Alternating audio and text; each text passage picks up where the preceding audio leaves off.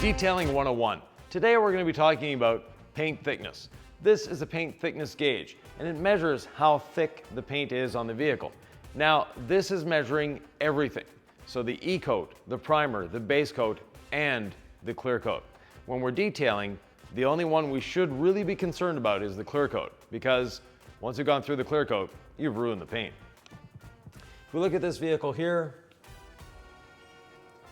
we have 3.8 mils. Now, many people work in mils. I prefer to work in microns.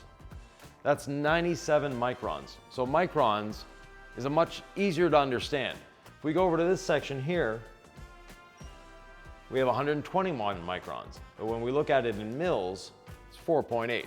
So 3.7 to 4.8 doesn't sound like much, but 94 to 121, that's a lot better, easier to judge.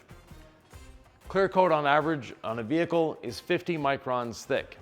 This Post-it note, so if I take a measurement here, we're at 120 microns, put the Post-it underneath it, and I'm at 207. So your Post-it note is 86 microns thick. 86 microns is a lot thicker than the clear coat on most vehicles. The clear coat on most vehicles is under 50 microns, meaning that that's all you've got to work with. Be very cautious when you're polishing paint. You don't want to remove more than 5 microns. More than that, you're actually damaging the paint.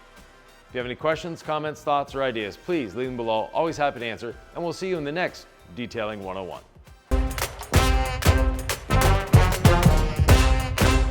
You'll notice us stopping frequently to clean our pads, and a lot of reasons to that. First of all, a clean pad cuts so much better, so it's a lot more efficient to stop for a few seconds and clean your pad. But when do you know when to stop and clean your pad? Well, you can feel it in the machine. It really starts feeling grabby and it's not the same. Secondly, if you look at the pad, see how dirty it is? All I did was this section here. That's all it took. Next, if you look here, this is a nice smooth, we have polish everywhere. Here it's starting to look grabby and it's bunched up, so you can actually see the paint through it. What we want is that nice even surface. When it starts getting grabby, when you start seeing waves in your polish residue, it's time to clean your pad.